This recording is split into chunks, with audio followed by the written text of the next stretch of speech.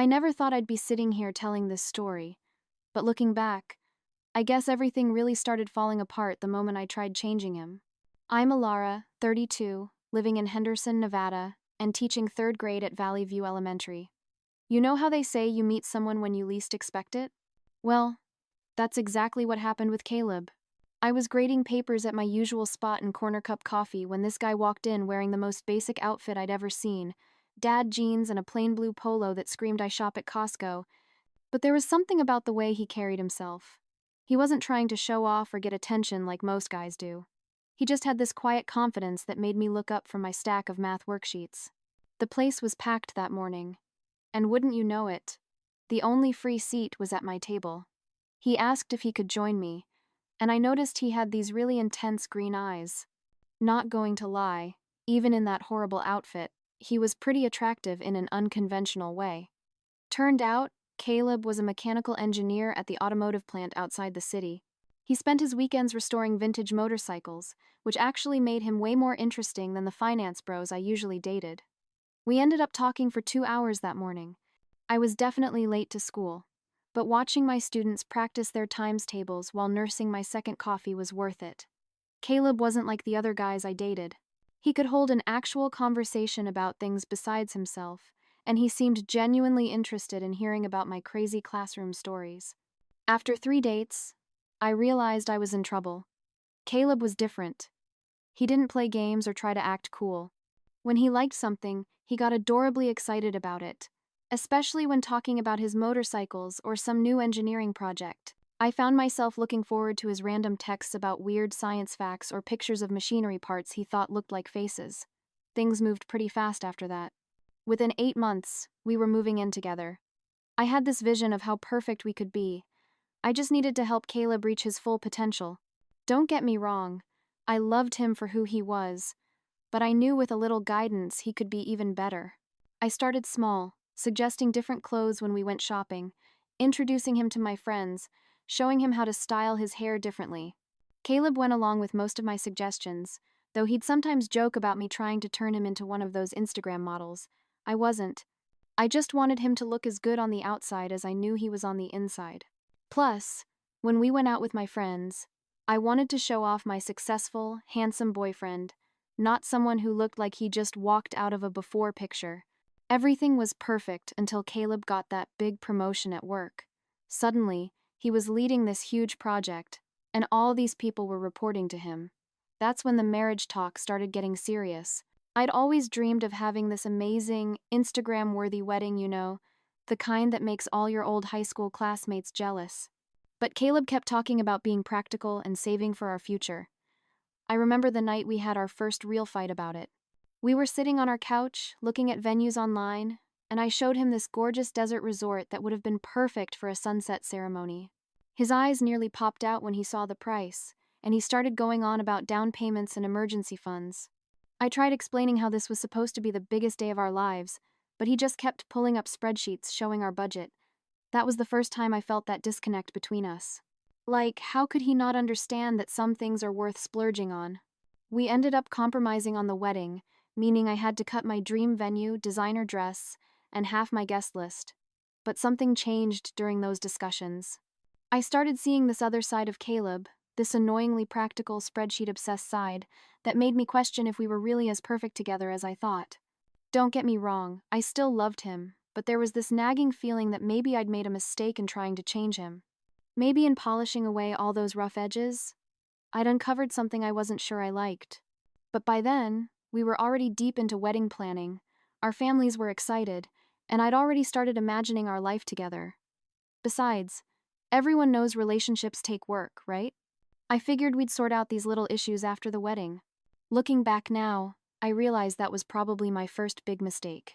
I should have known things would get complicated when Caleb started his new position at work. The hours got longer, and suddenly he was coming home later and later. I get it, new responsibility, bigger paycheck, more stress. But then he started getting weird about food. It started with these little comments about how his mom always had dinner ready when his dad got home, how the house would smell amazing, and everyone would sit down together to eat. At first, I laughed it off. Like, seriously? I'm a full-time teacher dealing with 28 sugar-charged third graders all day. The last thing I want to do when I get home is stand in the kitchen for hours. Besides, we live in the age of DoorDash and Uber Eats. Why cook when you can get restaurant-quality food delivered right to your door? I thought it was kind of funny, actually. I even posted about it on my Instagram stories. Husband wants a 1,950 seconds housewife but got a modern woman instead. My followers ate it up. The comments were full of support. Girl, stand your ground and tell him to cook his own dinner. Every time Caleb brought up home cooking, I'd share it online, and the supportive comments just validated what I already felt. He was being ridiculous. But Caleb didn't see it that way. He kept saying it wasn't about gender roles or being traditional. He'd say stuff like, I just want us to have our own family traditions. Or, it's about making time for each other. Whatever. I saw right through that.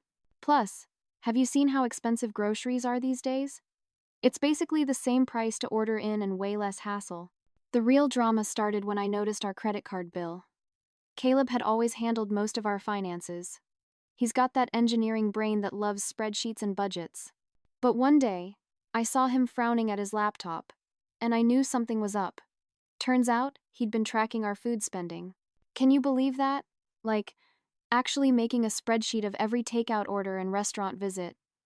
He started making these passive-aggressive comments about our food budget. Maybe we should eat at home tonight. Or, we could save so much if we cooked more. I started ordering takeout more often, just to prove a point. If he was going to act all controlling about money, I wasn't going to give in. Things got really tense when his parents came to visit. His mom, let's call her Marlene, is this perfect housewife type who probably hasn't ordered takeout since 1985. The whole week was just her making these little comments about our kitchen looking unlived in and how she loves cooking for her family. She even had the nerve to offer to teach me some of their precious family recipes. Like I need her approval or something. I made sure to order from the most expensive restaurants while they were here. Every time Marlene would start talking about her famous pot roast or whatever, I'd pull out my phone and order sushi or Thai food. Caleb would get this look on his face, part embarrassed, part angry, but I didn't care. I'd make comments about women's liberation and how times have changed while his mom clutched her pearls. The funny thing is, I actually used to enjoy cooking sometimes. Back when I was dating my ex, Griffin, I'd make these elaborate dinners just for fun. But something about Caleb expecting it made me want to do it less. Every time he mentioned home cooking, it felt like he was trying to put me in this box, trying to make me into something I'm not. I kept posting about it online, and my followers were totally Team Elara. Every time I shared a snippet of our arguments or a screenshot of Caleb's texts about budgeting, people would flood my DMs with support. Don't let him control you, they'd say. He needs to accept you for who you are. It felt good having all these people validate my feelings, even if Caleb kept saying I was making our private lives too public. Looking back, I guess I was trying to win the argument through social media instead of actually talking to my husband. But in the moment, it felt like I was standing up for myself, fighting against these outdated expectations. I wasn't about to become some stereotype of a perfect wife, cooking and cleaning while my husband brought home the bacon. I'm a modern woman with my own career, my own mind, and if Caleb couldn't handle that, well, that was his problem. At least, that's what I thought at the time. Everything came to a head during this dinner party at our place last month. It was supposed to be this casual get-together with our closest friends. You know, the kind where everyone brings wine, and you order a bunch of food and just hang out. I'd ordered from this fancy new Mediterranean place that everyone had been raving about on Instagram. When the food arrived, Caleb made this comment about how it would have been nice to have a home-cooked meal for our friends. I couldn't help myself. I started doing this whole routine about how he wanted me to be June Cleaver, complete with pearls and an apron. At first, everyone was laughing, and I was on a roll, sharing all these little stories about his traditional expectations. But then Leona, who's usually the one who backs me up on everything, got this serious look on her face. Elara, she said, in that tone that instantly made my stomach drop, why are you so against cooking for Caleb? Is it really about feminism, or is there something else going on? Before I could even respond, Chloe chimed in about how Caleb had spent an entire Saturday fixing her garage door opener when Ben was out of town. Then Sophia started talking about how he'd helped them install their whole kitchen backsplash for free and how partners show love in different ways. I felt my face getting hot. These were supposed to be my friends, and here they were ganging up on me. But it got worse. Isabel, who I thought was my best friend, actually brought up how I used to cook all the time for Griffin, my ex. "Remember those elaborate 3-course dinners you used to make?" she said, like she was just casually bringing it up. "You even catered his whole birthday party that one time." I could feel everyone's eyes on me. The room felt too small, too hot. My chest was tight, and I could feel tears starting to form. "You don't understand," I managed to say, my voice shaking. "None of you understand what it's like to have someone trying to change who you are." I pushed back from the table so hard my chair scraped against the floor. "I can't believe you're all attacking me like this," I choked out, grabbing my purse. "You're supposed to be my friends." I could barely see through my tears as I rushed out to my car. Sitting there in the darkness, I felt this weird mix of emotions. Part of me was relieved to be out of that suffocating room, away from their judgmental stares and their perfect little lives. Another part of me felt genuinely hurt. These were my closest friends, and they just turned on me, making me look like the bad guy in front of everyone. My phone kept lighting up with texts, but I ignored them all. Instead, I opened Instagram and started typing out this long post about toxic friendships and how people show their true colors when you stand up for yourself. My followers would understand. They always did. When I finally went home that night, Caleb was waiting up. He had this stack of papers on the coffee table. Turned out to be credit card statements, bank records, all of it. He'd been tracking every single food delivery, every restaurant charge. The total almost made me throw up. Nearly $2,000 just that month on takeout and restaurants. But instead of admitting he might have a point, I got defensive. I accused him of being controlling, of monitoring my spending like some kind of creepy stalker. That's when he dropped the real bomb. He'd separated our finances. Just like that, without even talking to me about it. He'd opened his own account and moved his direct deposit there. He said he'd still pay his share of the bills, but I wouldn't have access to his credit cards anymore. Can you believe that? After everything I'd done for him, I lost it. I mean, really lost it. I started screaming about financial abuse and control, telling him he was no better than those misogynistic jerks who think women can't handle money. I pulled up all my Instagram posts where people had commented supporting me, showing him how everyone agreed he was being unreasonable. That's when his face changed. He got really quiet and asked if I'd been sharing our private arguments online this whole time. He scrolled through my feed, seeing all the screenshots of our texts, all the mocking stories about his 1,950 seconds housewife fantasy. I'd never seen him look so betrayed. He suggested marriage counseling, if you can believe it, like I was the one who needed fixing. I told him I wouldn't be manipulated into changing who I am just because he couldn't handle a strong, independent woman. He just shook his head and walked away. That's when I knew, really knew, that things were never going to be the same. I spent that night at Leona's place, even though things were still weird after the dinner party. Figured she owed me after taking Caleb's side. But instead of the sympathy I expected, she just looked tired when I showed up at her door.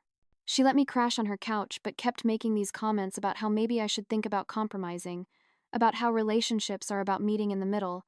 But what about my needs? What about my independence?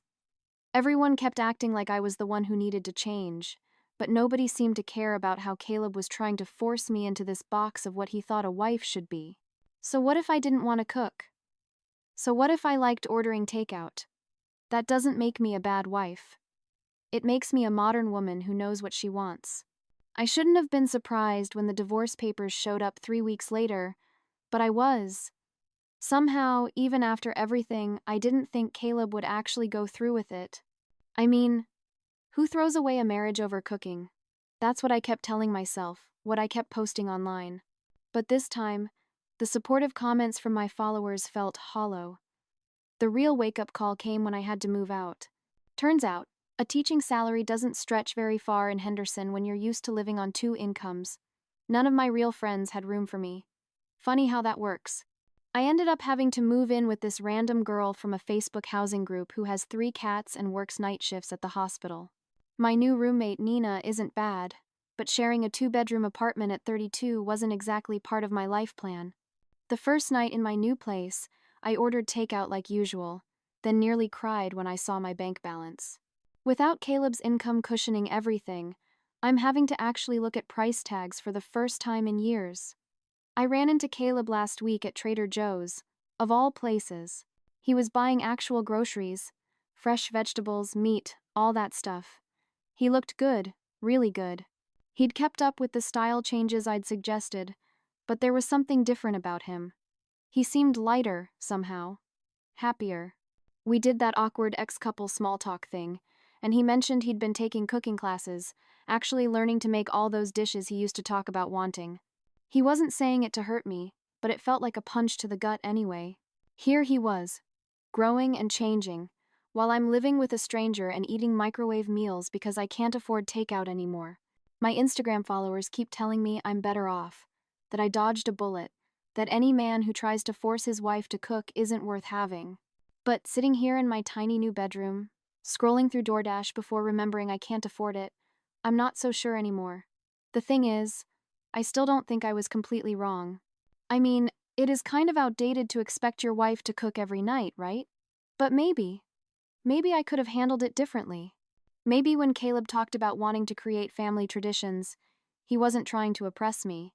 Maybe when he tracked our spending, he wasn't trying to control me. He was trying to build a future with me. But you know what? It doesn't matter now. Caleb and I clearly weren't compatible. He wanted someone who'd fit into his traditional little world, and I refused to be that person. Some people are saying I ruined my marriage over something stupid, but they don't get it. It wasn't just about cooking. It was about independence, about being true to myself. So yeah, maybe I'm eating ramen noodles in a shared apartment while Caleb is out there living his best life, learning to cook and probably dating someone who loves being in the kitchen. But at least I didn't let anyone change who I am. That's worth something, right? I keep telling myself that one day I'll find someone who accepts me exactly as I am, who won't try to change me or mold me into their ideal wife. Someone who's fine with takeout every night and doesn't care about family traditions. And when I find him, I'll look back on all of this and realize it was for the best. Until then, I guess I'll be here, trying to figure out how to make my teacher's salary stretch until the next payday, and pretending not to notice how all my old friends seem to have quietly unfollowed me on Instagram. At least my followers still understand me, even if they're the only ones who do.